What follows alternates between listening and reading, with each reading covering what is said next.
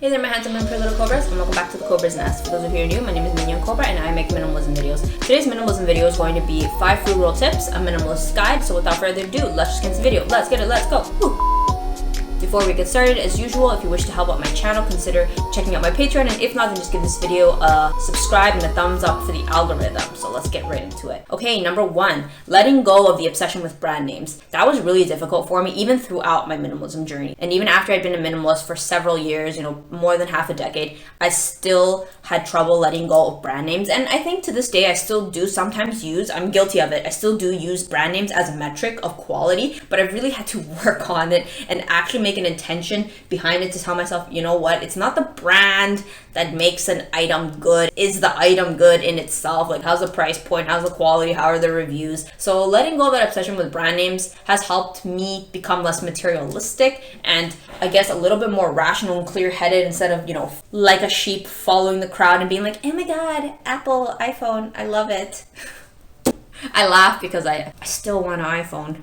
All right, number 2, living below your means. Living below your means has been one of those great frugal life hacks that I think has changed my life immensely. I got this from Rich Dad Poor Dad, Living Below Your Means, and this is the idea that like the rich buy luxuries last and the poor buy it first. Living below your means has definitely changed my mind in the sense that like it became a game. It became kind of like a badge of honor of like, yo, I only spent this much this month. Living below your means is different for everybody. I have read countless like Reddit posts, books. Everyone's living below their means is very different. I remember one time I read this one guy, he was like a doctor or a retired physician, and he was saying that like living below his means, he's really happy now at 65K spending as opposed to, I think it was like the 200K spending that he did before. And he's like, he's retired and he has so much money. He's got nothing else to do but take his kids to Disney World. Like, he's really happy living below his means. That might be to somebody else like, what? I mean, like for me, like if my dad was like, hey, I got nothing better to do but take you to Disney World. Yes, I'd be like, Dad, have you lost your mind? Everyone's living below their means is different for everybody. And let me give you an example. So Will and I, our living below our means is quite different. There was plenty of times when Will would like shake his head at how low I was willing to go. I mean, granted, the fear of interest from OSAP was eating me alive at night. I really had no choice. But he would sometimes be like, it's okay. Like you can eat that. You can buy that. But I was just like, no, I need to live below my means. So everybody do some research. There's a lot of tips out there. I recommend Mr. Money Stash, Rich Dad Poor Dad, The Millionaire Next Door. All of these books. Oh yeah, Goodbye Things, Fumio Sasaki. These are all amazing books to help you live below your means and get some ideas of like what is a reasonable way to live, and that we actually are quite privileged to live in a world of abundance, and we don't need to be spending as much as we think we do in order to live happy and meaningful lives.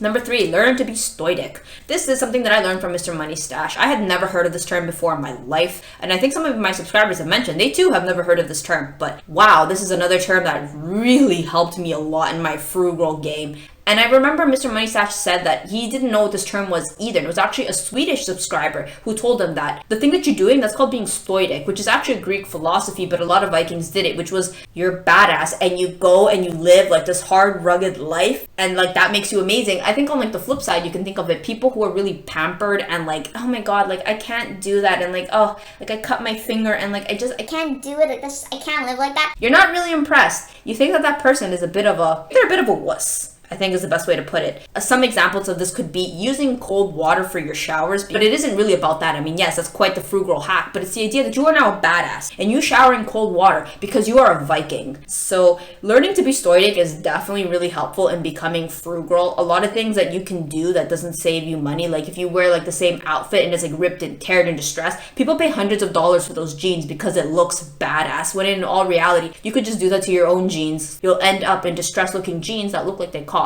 a couple $100s. Number 4, pay yourself first.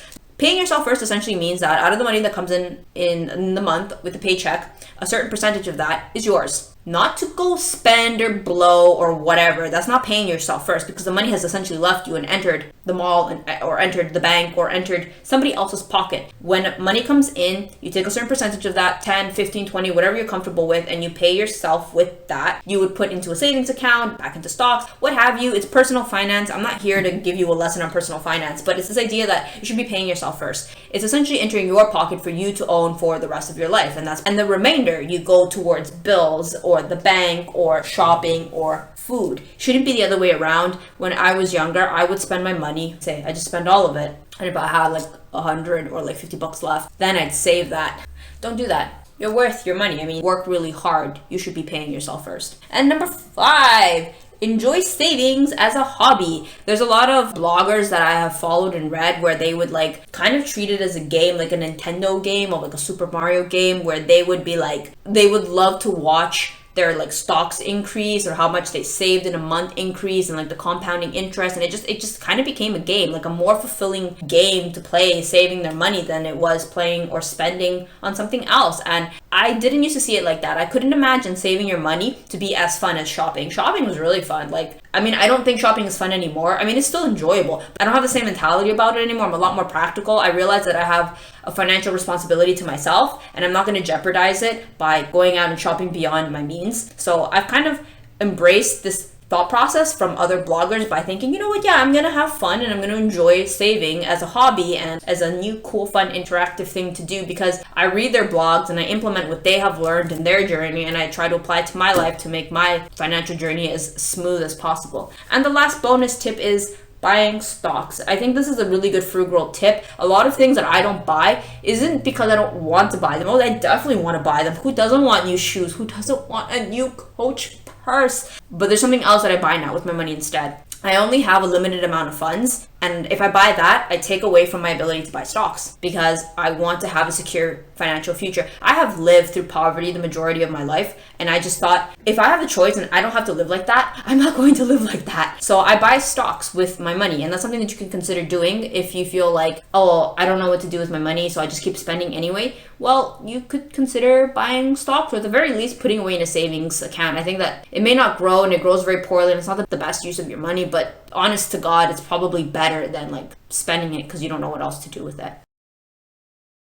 Think and Grow Rich. Actually, no, that's a terrible book. Dad, the Millionaire. Bleh. Okay, thank you for watching, and I'll see you guys in the next one. Bye!